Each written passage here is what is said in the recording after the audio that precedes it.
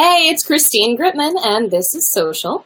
First of all, I hope you can hear me. I'm using a new setup today. And also my guest isn't here yet, but that's okay. I'm going to tell you a little bit about her. So I went a few weeks ago to a social media day meetup, International or National Social Media Day on June 30th. And I went to a meetup in New York City. And today's guest was a presenter. She did this great, Mallory Rosenbluth. She is the head of social media for Grubhub and Seamless. And she did this great presentation. It was kind of Saved by the Bell based, about being a Zach, not a Screech, when trying to sell to your clients, and talked about how it's all about storytelling. And Grubhub and Seamless use great storytelling in their ads and in their social media presence. So that's what her presentation was about. And one of the most interesting parts to me was her use of Facebook Canvas. Now, Facebook Canvas, for those of you who do Facebook advertising, is a newer Facebook ad format it creates an immersive experience. There are little blocks of images, video, text, anything you want. It's very interesting, but it's also a little intimidating to know how to use. And one thing that absolutely blew my mind was Mallory gave an example of a time that they used a canvas to kind of tell a story. They weren't trying to sell. They were just storytelling. It was like the epitome of inbound marketing. They were telling an interesting story that people wanted to hear, and then based on what parts of that story people interacted with, they were able to target ads to them based on their interests. So Mallory's here now, so I'm going to add her to the conversation, and she'll tell us all about how she's used Facebook Canvas, because it's something a lot of people are curious about. Hi, Mallory. Hey, sorry I was all good. I gave a little intro. I can't hear you very well. Sorry. Can you hear me? Yes. Can you hear me? Yes, now I can hear you great. Cool. All right. And another cool thing that I didn't even know about Mallory, you guys, until the other day, is that she's from Rockland. So that's kind of awesome. You grew up in Valley Cottage? Yes. Grew up in Valley Cottage, went to Nyack High School. Woo, go Rockland. Okay. So Grubhub, Seamless, Canvas. So tell us first a little bit about your view on kind of digital storytelling, because that really seems to be the best way to use Canvas. So talk to us a little bit about storytelling and its importance in Grubhub and Seamless is what you do. Yeah, absolutely. Storytelling is huge and content's huge. And I know the cliche is content is king, but it's a cliche because it's been used a lot because it's true, right? And there's so many different networks, different sites, different ways to get content these days that as a brand, you need to figure out a way to stand out with the content marketing that you have in the space. And it's not just, hey, we're a food company, here's a picture of a sandwich, go buy a sandwich, right? It's just gonna get lost in the clutter. We talk about trying to create thumb-stopping creative, and Canvas has been a really amazing way to tell a story in a format that looks like it was a lot of time, energy, resources, money to create, but Facebook has given you these native tools to really put together a story using a lot of different assets that you may have in existence already. So, when we first started using Canvas, we were actually a beta tester. The beginning of 2016, right when they launched, and we created a series of Canvas ads, and we used every pane imaginable. Our canvases were really, really long. We had tilt-a-pans, we had videos, we had GIFs, we had slideshows. That's something I haven't played with yet, but we'll get to that. Yeah, definitely. And what we found actually was, sometimes if you create a really long video on Facebook and you share it out, right, people don't watch the whole thing. Maybe you'll get, if you're lucky, a third of the way through people will watch. You get very few 100% viewers, right? And it's sort of the expectation.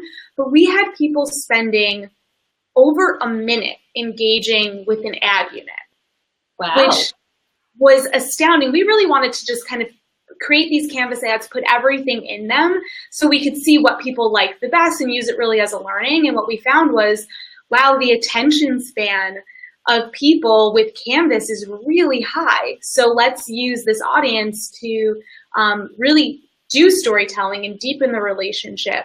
And it's been a great learning in terms of which types of content they like the best and what they want to learn more from us as a brand. It's been interesting because I feel like I haven't seen a whole lot of Canvas in the wild.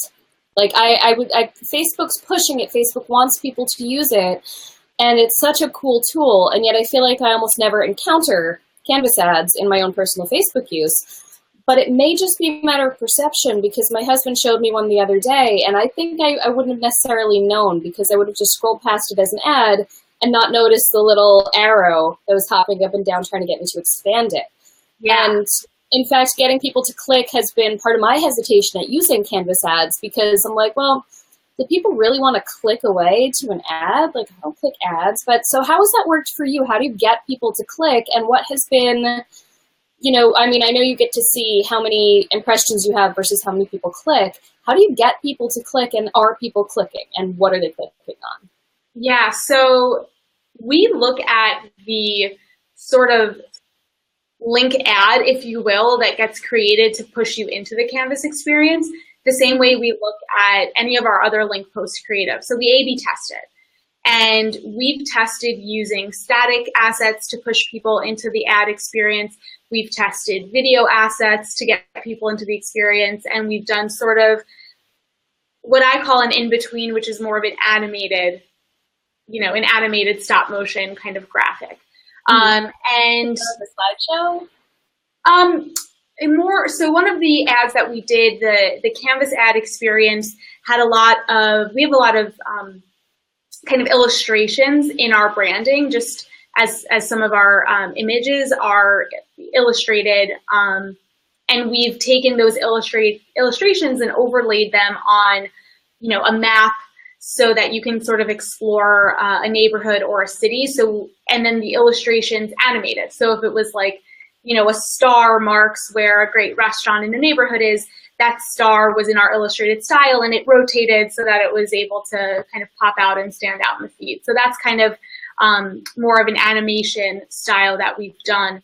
And, it depends on who the audience we're targeting is and what the creative is, but we saw a lot of success with that with the animated creative, because it was a low commitment ad, but it was more visually appealing than just something that was static and put out into the space. But, I think you're right in that sometimes the Canvas ads, unless you know what you're looking for, I always, sometimes I'm like, ooh, I wanted a great example of a carousel ad, and I take out my phone and I start looking, and I'm like, how can I not find a carousel ad right now? There's always carousel ads in the feed, but Canvas definitely, they blend a little bit, and the one distinguisher, like you said, is that little tiny arrow at the bottom.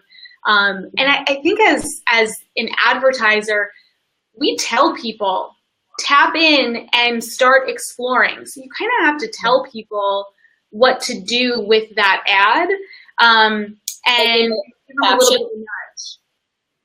Exactly. Cool. So you said that the animation, there was animation on top of a map. It was an actual live map. We did a series of Canvas ads last summer around specific markets. And for instance, we did one in Philadelphia. So we took the downtown area of Philadelphia, sort of designed the map in our, creative styling, and used the tilt to pan, which is one of our favorite photo formats for Canvas, and allowed people to actually take their phone and move side to side and explore the whole map. And as you were moving your phone side to side, we had, like I said, little X marks the spot of like, hey, this is one of the top restaurants in Philly that you can get food delivered from on Grubhub, right? So we built in this really engaging, interesting kind of what's hiding behind the corners. And for us in particular, the panoramic tilt to pans are the highest engaged with creatives that we put into Canvas. And even when we do 360 photos, just as normal photo copy on our timeline, people freak out. They love it. It's just a fun thing to play around with. And, you want to see what's hiding behind the corners, if you will. That's cool. Yeah. I wouldn't have thought of that. Tell me more about this tilt to pan. What can I share with you? What exactly is it? Yeah, so the tilt-a-pans are a panoramic photo. Mhm. And so, you can take a panoramic photo on your phone, you just set it to pano, and you get the whole view. And when it uploads, Facebook will upload so that you can see organically in the feed, a section of it, but then it allows you to actually move your phone around and see the rest of the panoramic experience. So these were called at one point the 360 photos or Yeah. 360. I was just kind of wondering what the difference was between them. So there isn't really one. Not really. The 360 is going to give you a full circle view, and the panoramic is going to give you more of a 180 degree. But they work the same way in that you can either use your finger to swipe and look around, or you can actually just tilt your phone left to right and see what's maybe hidden. So if you think about it, you have a panoramic photo, maybe in Instagram, and you're going to hit that little arrow button to pull out so you can actually see the entirety of the photo. Facebook is saying, no, we don't want to show you the entirety of the photo. We want you to really be immersed into the photo experience and move your phone and interact with it. I really love them for Canvas because Canvas is a mobile-only experience. And I think the coolest part of Panoramic isn't trying to take your mouse and slide left and right, but it's really taking your phone and moving it and really engaging and diving into that creative. Absolutely. And Canvas is, you're walking into an experience. So you're already primed to be more the type of person who's going to want to explore that sort of thing. And this, of course, opens up, clearly they're going to use for Canvas panoramic video and virtual reality. Facebook has made it clear that they're really kind of getting into virtual and augmented reality. So possibly within the next year, we'll have, virtual and augmented reality panels available in Canvas. Yeah, I'm looking forward to that and to playing around with it. And one of the really fun things about the 360 or the panoramic tilt-a-pan, whatever we want to call it, right? You can kind of hide things in the corners. So if you can kind of make it like a virtual scavenger hunt to be like, can you find where, the cupcake is hiding, and maybe in the corner of your pano, there's a little plate that has a cupcake on it, or whatever makes sense for your brand, but you can make it super engaging and give people something to kind of keep their eyes open for, and you leave little Easter eggs in places. I like that. Yeah. So the tilt-a-pan has been one of the more successful Canvas blocks for you. Yeah. What are some other ones that have done well and that people actually interact with? Yeah, so the slideshow kind of carousel function, we've seen the most click-throughs there. So we've had canvases, and we usually start with a panoramic, and that gets you really immersed and engaged. And you're like, this is cool, I want to see what else is here. And then we look to kind of end the canvas experience with a carousel, and the carousels really do have the highest click-through and we drop them at the end to sort of signal, this is a wrap-up. That's all we've got for this canvas ad. Click here to order, to read more, to take a quiz on our blog, The Crave, etc. So those have been really great for that click-through. So really depending what you're looking for from the canvas experience, engagements, like I said, Panoramic has been the most successful in terms of engagement, and you can see how much time people spend on each pane, so that's how we're really determining it. And then video, but short video, longer video in there is not as successful as the shorter videos. So stop motion is really great. GIFs are really fun to put in there. And then, like I said, the slideshows of images are great for click-through. Cool. Now, the thing that really blew my mind when you were talking about it in your presentation is that you can actually tell what people are interacting with, and you can retarget ads based on what they've displayed an interest in. That's really interesting to me. So can you tell us a little bit more about how to do that? Yeah, and it's great, right? Because I don't think anybody out there has a CMO who's going to say, great, this is really cool and people engaged with it. No need to, drive real business results off this stuff, right? At the end of the day, Not just storytelling. We are trying to sell you something. We're just trying to, see what you want before we try to sell it to you, right? Exactly. And we want to build a relationship and have more touch points and not, there's a lot of studies now that show that people like brands that feel more like people, that have a personality, that stand for something. And tools like Canvas are a great way. Yes. Yeah. So Canvas is a great way to show who your brand is and to tell your story. And then, as marketers, we can take that list of people the same way that Facebook allows you to retarget people that have watched a video. It's the same thing, right? If you've interacted with a brand's Canvas ad, we have that information to then say, okay, everybody that's interacted with the Canvas, show them this. And we can show a video, we can show a link post, we can push them to order something, download the app, visit our blog to read more. You can really push them to take any action after, but it's just so wonderful to be able to focus on telling an amazing story and then using the remarketing audiences to push people further down the funnel as a step two. And you can drill it down to what part of the Canvas they interacted with, right? You can see what I think is a good good data to look at, right? Is you've got your remarketing audience. You can't tell which people interact with which part of the pane, but you will know where most people are spending their time based on the data and analytics from each section of the Canvas. So this video piece did really well, or these images did really well. Right, so you can use that insight to better cater the follow-up messaging, because let's say you have a portion of your Canvas that you think is amazing and everybody in your team thinks is amazing, but guess what? When it goes out into the wild, people are like, that's not as cool as, we don't think it's as cool as you think it is, right? You're not going to want to make follow-up creative on something that people didn't interact with or engage with. So you can take those insights, you get them in real time, which is amazing, and you can iterate whatever your next creative message is, pretty quickly and customize to the results that you see. So you could even use a Canvas as just a way of testing different ads in a way. Absolutely. Yep. That's cool. So in terms of testing Canvas themselves, I know that for other ad types, you can sort of say, always show things in this order, or mix it up, show the most popular thing first, or do two versions of this within the same ad set. Is Canvas flexible like that, or is it pretty much like you compose what you compose because it's a story?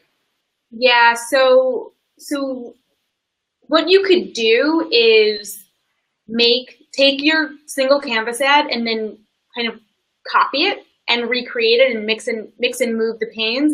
And what's amazing is that it's very, very easy to build a Canvas ad.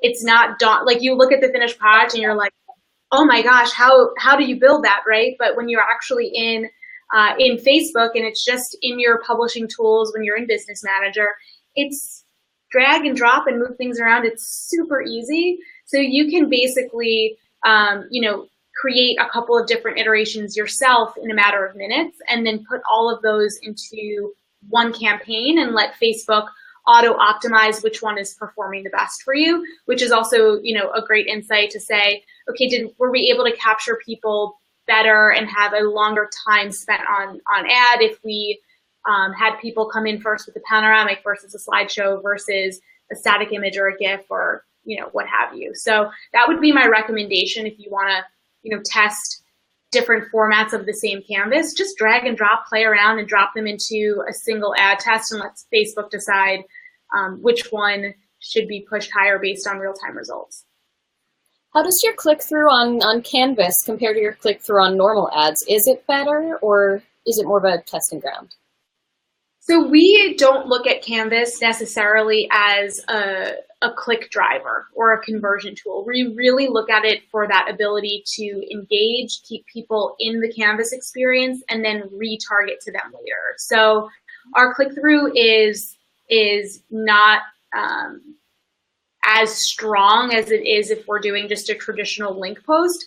But one of my like kind of go-to lines that I always say that I think gets tweeted, but it's, you can't judge a fish by its ability to climb a tree. So I'm not judging Canvas by its ability to drive a click, because I'm using it to drive people to engage with the brand and learn a story. So I'm judging the follow-up creative and the follow-up that we're doing from a remarketing. That's what's going to be my click driver. So really setting, I want to set each ad unit up to succeed, and, work really closely with our acquisition team that's doing all of this to make sure that we've got the right creative at the right time, targeted to the right people, so that we can say clearly Canvas works because it actually helps us drive a lower cost per click and a higher conversion when it's those two ad units together versus one of them by itself.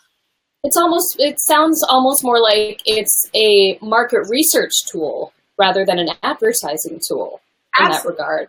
Yeah, that's and great. It serves its market research. It gives us so much. Right. To that point, my intern Jay asked on the live comments, out of all their forms of advertising, how often do they choose to use Canvas over other traditional advertisements when on Facebook? Now, to your point about how it's more of a research tool than a sales tool, how do you decide when you're going to go into that, when you're going to do a Canvas? Yeah, so we look at Canvas also as something with a bit of a longer shelf life, right? So we want to keep that in market, maybe for the entirety of a campaign, right? So summer is a great example. We'll have a summer campaign or a summer Canvas ad that's in market for 8 weeks, and using that to continually tell the story and attract people into the full message. And it's got pano, it's got gifts, it's got a lot of really great content that ties into an overall campaign. We're going to be refreshing the subsequent ads much more frequently. So I would say that we don't create as many canvases as we do link posts or videos or GIFs or things like that. But when we do have Canvas, it works really hard for us as the first upper funnel part of an ad campaign. And about how many campaigns do you do a year, approximately? Within Canvas? I guess so. I mean, you mentioned that it's kind of the early funnel stage of a campaign to some degree. So do you tend to do a Canvas for like every campaign? Do you do like 8 canvases a year approximately? I know it's new, but I'm just trying to get a sense of so it depends, right? So our business is really seasonal. So we'll probably do one for winter, for fall, for summer, but we also have big ordering occasions, right? Like Super Bowl and, Mother's Day and other sort of moments that are maybe shorter lived versus long campaign. And what we do when we work with our creative team, we'll brief them in on a project and come up with a great idea and say, okay, how can we imagine this as a canvas? How can we imagine this as a video? How can we imagine this as a carousel? And not all ideas lend themselves really nicely to a canvas, but when they do, we look to develop it. We don't go into it saying, I definitely need to have a canvas coming out of it. It's sort of great ideas iterated for the right ad unit.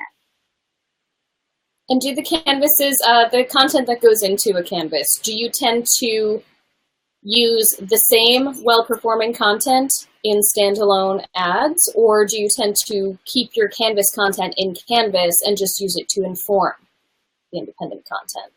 We have broken out the Canvas panes before and shared those as standalone ad units and standalone creative. We've also done the opposite, where we've taken some really high-performing content and said, wow, this would be great as part of a richer Canvas experience. So we've gone both directions with it. Best independent content, let's kind of pull all this together and build a full Canvas story. And also, wow, this performed really well. Let's take it and actually post it on Instagram and see how it performs on Instagram. So it works really nicely because Canvas is really just a collection of a bunch of different types of creative. Cool. Well, awesome. Thank you so much. This has gotten me really excited to do a Canvas. And I just want to give the folks watching an opportunity to ask any questions they may have while we've got Mallory.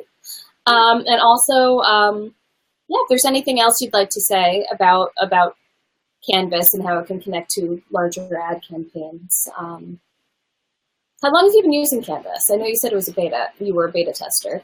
Yeah, we were a beta tester the first quarter of 2016. Okay, so you've been using it for like a year and a half? Year and a half or so, yeah. Yeah. Nice. Yeah. Did they enhance the features during that time, or has it been pretty much the same? I'm sorry? Did they enhance the features during that time? Like, was it changing during all of that, or is it pretty much they tested the product, it worked, and now everyone has it?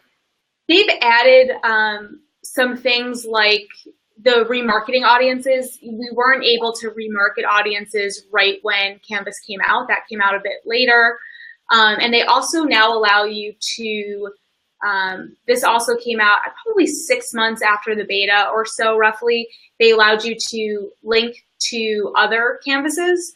So, which is cool. So I think I've been talking about this example a lot lately, but I think it was a cool use of Canvas experience. Netflix had their Amanda Knox story, and they really kind of did the gosh, I can't think of the word for it, the promotion, the early promotion to get people to watch the special, and made you open this Canvas ad, and you had to decide if you thought she was guilty or innocent before you could explore the Canvas. So then you tapped on the one that you thought, and then it opened a second Canvas ad experience catered to whatever you chose.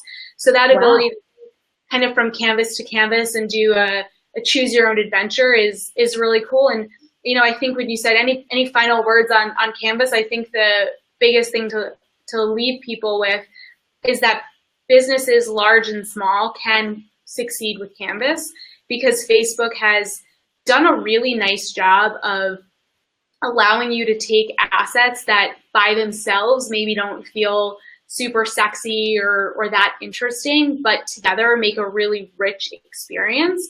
So it looks like it cost $1 million, but it didn't, you know? And I think, you know, just diving in and playing around with it, you can have some really, really high quality content at a really scrappy sort of production. Nice. And I remember one last thing.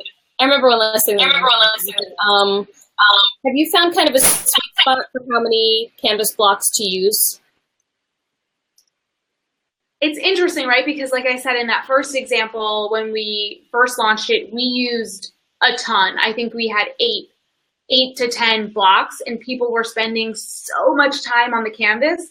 We've also done fewer, like 3, and people still spend a lot of time. So I think it's more what is in each of those blocks versus how many there are. Like when we had fewer, we did a build your own burger Canvas ad last year for I think it was around Labor Day and like barbecues, and you basically like swiped to pick your bun, and then you picked your patty and your toppings and kind of built a burger in each of the panes, and each of the panes was just a carousel. So you just swiped through and stopped on each one, and then once you built your burger, it was like, cool, now order a burger, and it clicked you out into the Grubhub app. Super, super simple, but again, it was like, wow, an interactive burger builder, right? And it, like I said, it wasn't that crazy to build, really scrappy. But super, super engaging, not a lot of pains, not a lot of frills in there. So I think it depends on what the idea is and how interesting and how many things you allow people to interact with versus, you know, how many actual creative units you pop in. So play around, test it, see what happens. It's about quality, not quantity. It's about creating an immersive story people want to stay in regardless of, you know, how long it is. It's great. Yeah. Well, thank you so much, Mallory. This has been incredibly inspiring, honestly. It makes me really want to go do a Canvas ad now. I'm coming out with an e-course in the fall, and I think there's definitely going to be some Canvas ads happening for that. Awesome. Cool. So great.